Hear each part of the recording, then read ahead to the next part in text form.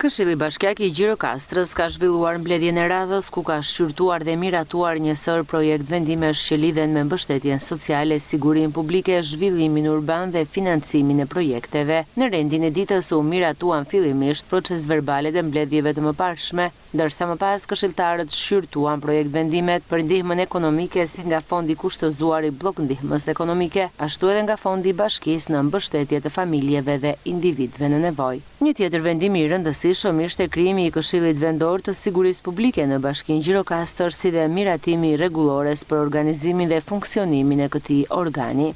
Financimi Ministrinë e Arsimit dhe Bashkia e Gjirokastër. Ministria e Arsimit merr përsipër të financojnë 142 milion, ndërkohë Bashkia 25 milion, gjithë projekti është 168 milion lekë, duke qenë se fondi i akorduar ka ardhur në datën 23 dhe jo më lart se sa dje nga komunikimet me Ministrinë e Financave dhe Ministrinë e Arsimit për hapjen e kodeve të reja me qëllim fillimin e procedurave të prokurimit, që të arrijmë të rezervojmë fondi 28 milion lekë që akordon Ministria e Arsimit pranë buxhetit të bashkisë, sepse nëse nuk ecim me procedurat e prokurimit, rrezikojmë të djegim fondin e ministrisë dhe në vitin 2027 ky fond prej 28 milion lekësh.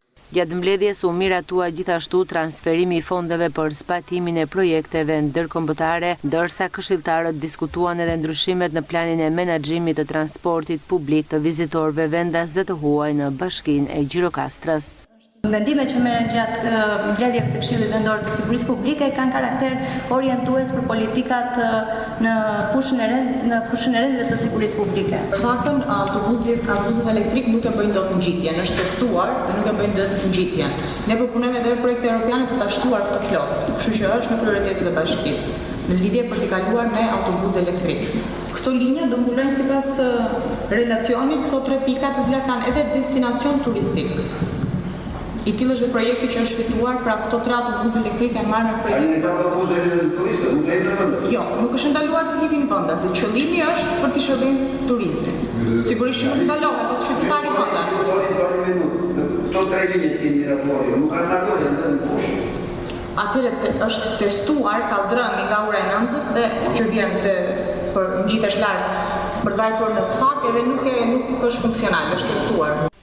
Në fokus të mbledhjes ishin edhe çështjet e zhvillimit urban, ku miratuan nismat për hartimin e planeve të detajuara vendore për disa njësi strukturore me synim orientimin e zhvillimit dhe investimeve në territorin e bashkisë.